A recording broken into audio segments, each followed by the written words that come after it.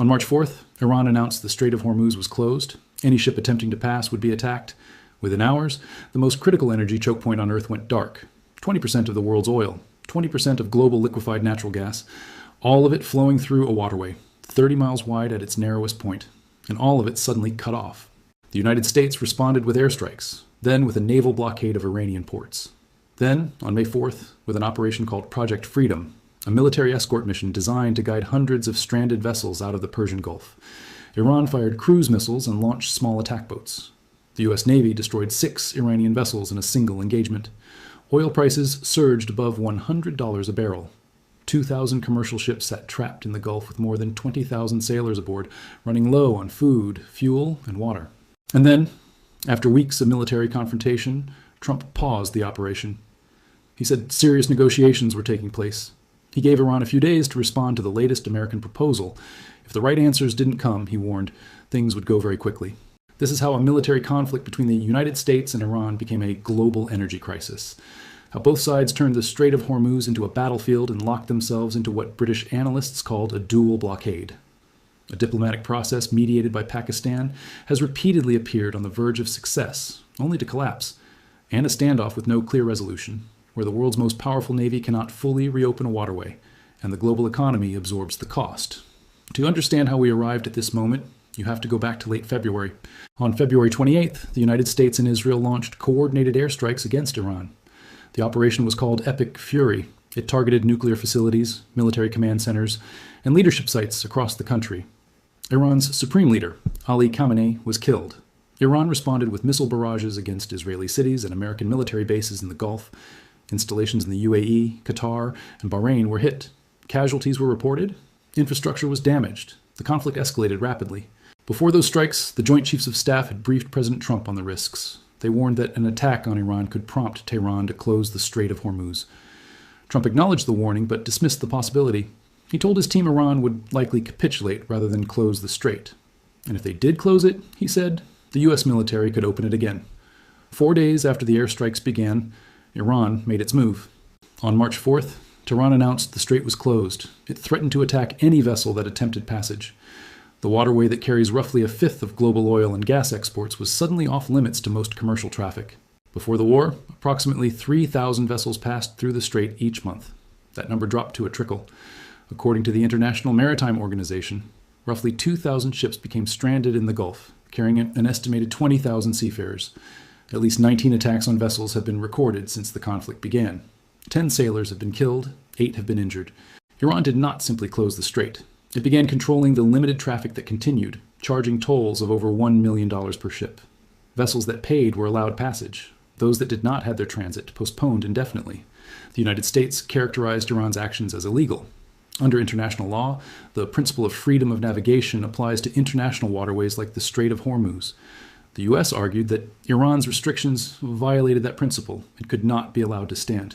On March 19th, the United States began an aerial campaign against Iranian targets in and around the strait. The objective was to destroy the naval vessels, drones, and infrastructure Iran was using to enforce the blockade. On March 26th, Israel killed Iran's top naval commander, Alireza Tangsiri. According to Israeli Defense Minister Israel Katz, Tangsiri was overseeing the blockade. His death was portrayed as part of the effort to support the U.S. push to reopen the waterway. Despite the strikes, the strait remained largely closed. By early April, diplomatic efforts were underway. Pakistan arranged talks in Islamabad between American and Iranian delegations. The goal was a ceasefire and an agreement to reopen the strait. On April 8th, a temporary ceasefire was announced. It was supposed to involve reopening the waterway. Both sides agreed to pause hostilities while negotiations continued. The ceasefire did not hold. Iran began allowing limited traffic through the strait, but continued to charge tolls and restrict passage. The United States viewed this as a violation of the ceasefire terms. On April 12th, Vice President J.D. Vance announced that the Islamabad talks had failed. He said the U.S. delegation had left negotiations with what he described as a final and best offer. He added that the administration would wait to see if Iran accepted it. The following day, April 13th, Trump announced a U.S. naval blockade of Iranian ports. American warships would prevent vessels from entering or exiting Iran's coastline. The blockade did not extend to ships transiting the strait to and from non-Iranian ports, but it effectively cut Iran off from maritime trade.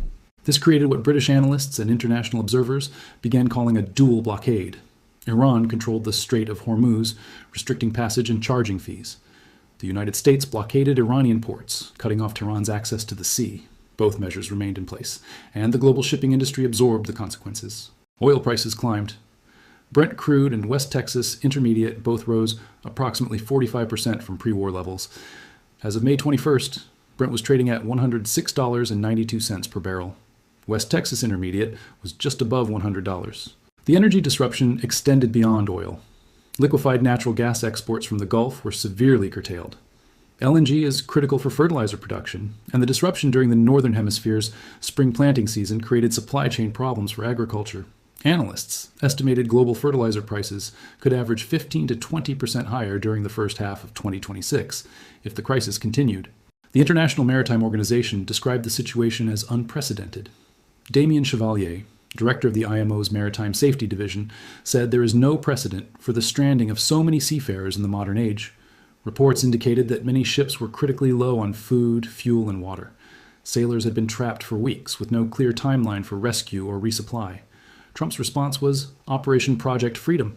On May 3rd, Trump announced on Truth Social that the U.S. Navy would begin guiding foreign ships through the Strait of Hormuz.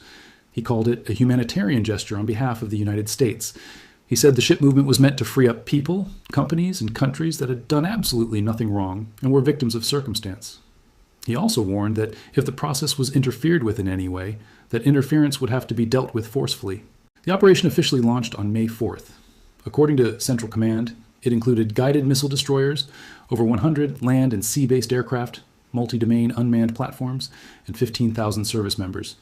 The first convoy attempt met immediate resistance. Iran launched multiple cruise missiles, drones, and small boats at U.S. Navy ships and the commercial vessels they were protecting. The U.S. military responded by destroying 6 small Iranian boats. Admiral Bradley Cooper, head of U.S. Central Command, told reporters the Navy blew up the vessels after they posed a direct threat to American forces and civilian ships. Trump warned that Iranian forces would be blown off the face of the earth if they attempted to target U.S. ships in the Strait or the Persian Gulf. He reiterated that the United States, not Iran, was in control of the waterway. That claim was disputed. Chairman of the Joint Chiefs of Staff General Dan Kane acknowledged in a press conference that Iran's Islamic Revolutionary Guard Corps still had small boats that could be used in the Strait. His statement directly contradicted Trump's repeated public assertions that Iran's navy had been obliterated. Only 2 merchant ships are known to have passed through the new U.S. guarded route after the operation launched. Hundreds more remained bottled up in the Persian Gulf. On May 6th, 2 days after the operation began, Trump announced a pause. He said there had been great progress toward a diplomatic deal. He indicated that Pakistan, which had been mediating between Washington and Tehran, had conveyed positive signals. The pause applied to Project Freedom, but not to the naval blockade of Iranian ports that remained in place. Secretary of State Marco Rubio had told a White House press briefing before the pause that for peace to be achieved, Iran must agree to Trump's demands on its nuclear program and reopen the Strait of Hormuz. He described the sailors trapped on ships as sitting ducks, isolated, starving, and vulnerable. He said at least 10 sailors had already died as a result of the crisis. The diplomatic framework being discussed centered on a 1-page, 14-point memorandum of understanding. According to reporting from CNN and other outlets, the memo would declare an end to the conflict and establish a 30-day period for detailed negotiations. During that window, both sides would gradually lift restrictions on transit through the strait. Iran would commit to a moratorium on nuclear enrichment. The United States would agree to lift sanctions and release billions in frozen Iranian funds. Many of the terms were contingent on reaching a final agreement.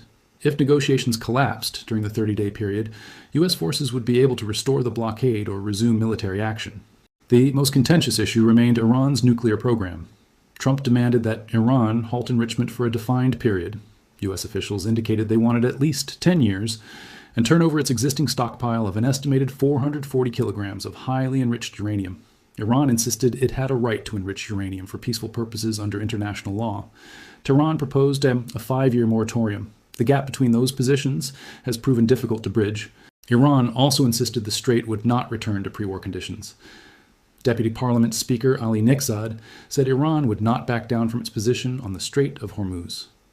Iranian officials have indicated they intend to maintain some level of control over transit, whether through fees, security protocols, or other mechanisms. The United States has said it cannot accept permanent Iranian control over the waterway. Restricting transit, American officials argue, would violate freedom of navigation principles enshrined in international law. This fundamental disagreement has prevented a breakthrough. Both sides have signaled willingness to negotiate, but neither has shown willingness to concede on core demands. On May 11th, Trump rejected Iran's counterproposal, calling it totally unacceptable. Iranian President Masoud Pezeshkian responded on social media, saying Iran would never bow its heads before the enemy. He added that if talk of dialogue or negotiation arose, it did not mean surrender or retreat. On May 19th, Trump said he had canceled planned military strikes on Iran after leaders of several Gulf countries requested he hold off. He said serious negotiations were taking place and that a deal would be made. He gave no specific timeline. 2 days later, on May 21st, Iran confirmed it was reviewing the latest U.S. proposal. Foreign Ministry spokesperson Esmail Baghaei said the Islamic Republic had received the American side's views and was reviewing them. He confirmed that Pakistan continues to mediate exchanges between Tehran and Washington, with several rounds of communication having taken place based on Iran's original 14-point framework. Trump, speaking to reporters at Joint Base Andrews, warned that if the right answers did not come, things would go very quickly. He said the United States was ready to act. Asked how long he was prepared to wait, he replied it could be a few days, but it could go very quickly. That is where the situation stands. Iran is reviewing, the United States is waiting, Pakistan is mediating, the dual blockade remains in place, oil prices remain elevated, sailors remain stranded, and the global economy continues to absorb the cost of a crisis with no resolution in sight. The international response has been divided. 22 countries, including the United Kingdom, France, Germany, Japan, Bahrain, and the UAE, signed a statement declaring their willingness to contribute to efforts to ensure safe passage in the strait. France and the UK proposed a multinational mission to secure shipping. The UK announced the deployment of drones, fighter aircraft, and a Royal Navy warship to participate. China and Russia vetoed a US-drafted UN Security Council resolution that would have threatened Iran with sanctions if it did not halt attacks on ships, stop imposing what the resolution called illegal tolls, and disclose the placement of all mines in the waterway. China called for freedom of navigation to be guaranteed as the shared call of the international community, but it did not support measures that would apply direct pressure on Iran. China has its own interests in the region. It is the world's largest buyer of Iranian oil and gets much of its petroleum from the Middle East. Beijing hosted Iranian Foreign Minister Abbas Araghchi in recent weeks, with top diplomat Wang Yi reaffirming the strategic partnership between China and Iran while urging a diplomatic resolution. U.S. intelligence reporting has suggested China may be planning to provide new air defense weaponry to Iran. A Chinese embassy spokesperson denied the claim, saying China has never provided weapons to any party to the conflict, and that the information is untrue. India, a major energy importer, has been directly affected by the crisis.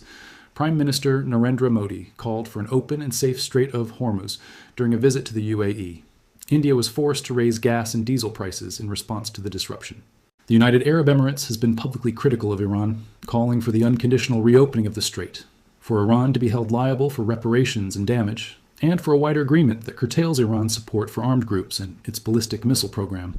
The UAE has also accelerated construction of a new pipeline designed to bypass the Strait of Hormuz entirely. The pipeline, which will double export capacity through the port of Fujairah on the Gulf of Oman, is nearly 50% complete and is expected to become operational in 2027. Saudi Arabia already has an east-west pipeline that allows oil exports from the eastern production regions to be shipped via the western coast, which has been less affected by the war. U.S. Energy Secretary Chris Wright told CNBC that the importance of Hormuz to the global energy market will decline after the war as Gulf nations build alternative routes. He described Iran's blockade as a card you can play once, adding that the region's importance to global energy supply will not decrease, but Hormuz's role will. That structural shift will take years. In the immediate term, the strait remains the primary route for Gulf energy exports, and its closure remains the defining feature of the current crisis. The Trump administration has maintained military and economic pressure on Iran throughout the diplomatic process. The United States imposed new sanctions targeting Iran's construction sector, which is linked to the Islamic Revolutionary Guard Corps. The administration is also offering a reward of up to $15 million for information leading to the disruption of the IRGC's financial mechanisms. The U.S. military has continued anti-mine operations in the strait. Reports indicate Iran planted naval mines in the waterway, and the U.S. Navy destroyed 16 Iranian mine layers. Clearing the area of mines could take weeks or months. Experts note the U.S. no longer has dedicated mine-sweeping vessels, complicating the effort. There are also reports, not yet independently corroborated, that Iran lost track of some of the mines it planted and is therefore unable to fully reopen the strait even if it wanted to. Iranian officials have not commented publicly on that claim. Iran has indicated it will prioritize passage for vessels that comply with what it calls the new Strait of Hormuz protocols and pay the costs of security and safety services. A senior Iranian official told CNN that vessels that do not pay fees will have their passage postponed. This suggests Iran intends to maintain some form of control over the waterway, regardless of whether a broader deal is reached. One symbolic development occurred in early May when a Qatari liquefied natural gas tanker crossed the strait for the first time since the war began. The passage was reportedly approved by Iran as a confidence-building measure with Qatar and Pakistan. The gesture did little to ease broader market concerns or change the operational reality for the hundreds of other ships still stranded. The dual blockade has created a strategic stalemate. The United States cannot fully reopen the strait without risking significant military escalation. Iran cannot sustain its economy indefinitely under a U.S. naval blockade. Both sides have incentives to negotiate, but both also face domestic and strategic pressures that limit their flexibility. Trump has repeatedly set deadlines for Iran to agree to a deal, only to extend them when progress appeared possible. On March 6th, he said only Iran's unconditional surrender would be acceptable and threatened to attack energy infrastructure and bridges if a deal was not reached. He set a deadline of March 21st, then March 23rd, then April 7th. Each deadline passed without resolution. Analysts who have followed the negotiations note that Trump's optimism has not always been matched by concrete progress. Jane Darby Menton and Mohammad Ayatollahi Tabar of the Carnegie Endowment for International Peace wrote that both sides appear more inclined to retrench in maximalist positions than to show flexibility. They argued that the gap on enrichment may be too wide for a solution, and that the administration cannot credibly offer meaningful sanctions relief, which in turn makes Iran less willing to compromise. Iranian Foreign Minister Abbas Araghchi characterized the Islamabad talks as among the highest level between the U.S. and Iran in 47 years. He said Iran approached them in good faith, but he also said that when the two sides were just inches away from a memorandum of understanding, they encountered maximalism, shifting goalposts, and blockade. His statement reflected Tehran's frustration with what it views as unrealistic American demands. Former Defense Secretary Robert Gates, speaking on CBS's Face the Nation in mid-May, said the United States cannot walk away from the conflict. He said Trump can't walk away, and the Israelis, as powerful as they are, don't have the kind of power the United States has. Gates described the diplomatic and military efforts as being at a stalemate, but emphasized that disengagement was not an option. Israeli Prime Minister Benjamin Netanyahu has said the war is not over because there is more work to be done. Iran, he noted, has neither surrendered its enriched uranium nor dismantled enrichment sites.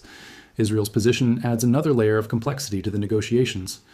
Any deal the United States reaches with Iran will require Israeli acceptance, or at least acquiescence, and Netanyahu has shown little willingness to compromise on Iran's nuclear capabilities. Pakistan's mediation role has expanded significantly.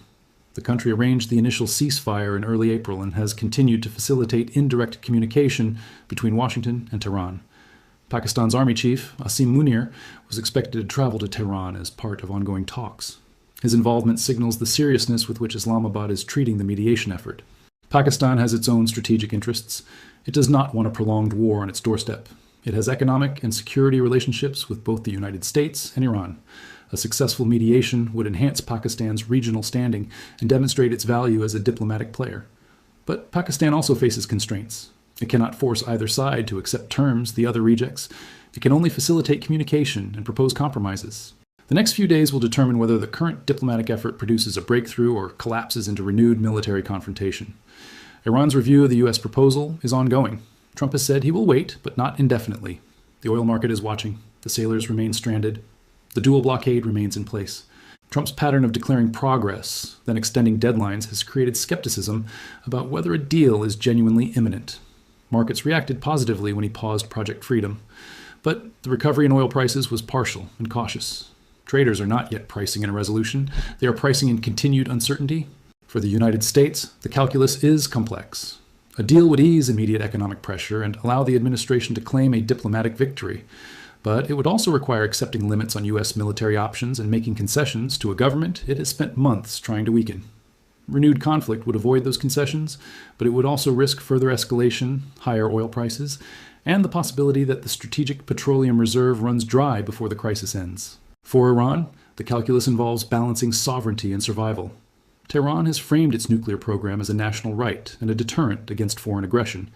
Accepting a moratorium, even a temporary one, would require explaining to domestic audiences why the program is being paused after months of war. But continued conflict risks further military losses, deeper economic isolation, and the possibility that the damage becomes irreversible. The strait itself has become a symbol. For Iran, it represents leverage, the ability to impose costs on the United States and its allies. For the United States, it represents a principle that no single country can be allowed to control a waterway critical to global commerce. Neither side can afford to be seen as backing down. Trump at one point expressed interest in renaming the strait, either to the Strait of America or the Strait of Trump. The comment was widely noted in international coverage. It reflected a broader pattern in which Trump has framed the conflict in personal and symbolic terms, rather than purely strategic ones. The human cost of the standoff continues to mount. 20,000 sailors remain stranded, 10 have died. Food and fuel supplies on many ships are critically low. The International Maritime Organization has called for immediate action to address the humanitarian crisis, but no large-scale rescue or resupply operation has been launched. The global economic impact extends beyond energy. Shipping routes through the Red Sea and Suez Canal have also been affected by regional instability, forcing vessels to reroute around Africa. Insurance costs have surged, supply chains have been disrupted. Inflation has risen in energy importing countries. The conflict has contributed to a broader sense of economic fragility, at a time when many economies were already facing challenges. Analysts have described the crisis as one of the most significant threats to global energy transit in decades. The Strait of Hormuz carries a substantial proportion of the world's seaborne oil exports. Its prolonged closure has no modern precedent. The 1973 Arab oil embargo disrupted markets, but it did not physically close a major transit route for months. The question now is whether diplomacy can succeed where military force has not. The United States has demonstrated it can destroy Iranian naval assets and impose a blockade, but it has not demonstrated it can fully reopen the strait without Iran's cooperation. Iran has demonstrated it can disrupt global energy markets and impose costs on its adversaries, but it has not demonstrated it can sustain its economy under sustained American pressure. Both sides have reached the limits of what they can achieve unilaterally. A deal requires mutual concessions. Whether those concessions are politically acceptable to either government remains unclear. Trump says he is in the final stages. Iran says it is reviewing. Pakistan says it is mediating. The market says it is waiting. The sailors say they are stranded. And the world is watching to see whether this time, after months of false starts and broken deadlines, the breakthrough is real. If a deal is announced in the coming days, it will not immediately resolve the energy crisis. It will not restore trust between Washington and Tehran. It will not eliminate the risk of future conflict. But it would end the dual blockade, begin the process of reopening the strait, and create a framework for addressing the nuclear and security issues that have eluded resolution for years. If talks collapse, the alternative is clear. Resumed military operations, continued blockades, higher oil prices, more sailors stranded, and the possibility that the conflict expands beyond the current players, drawing in regional powers and further destabilizing an already volatile region. The Strait of Hormuz remains closed, the dual blockade remains in place, the negotiations continue, and the outcome, for now, remains uncertain.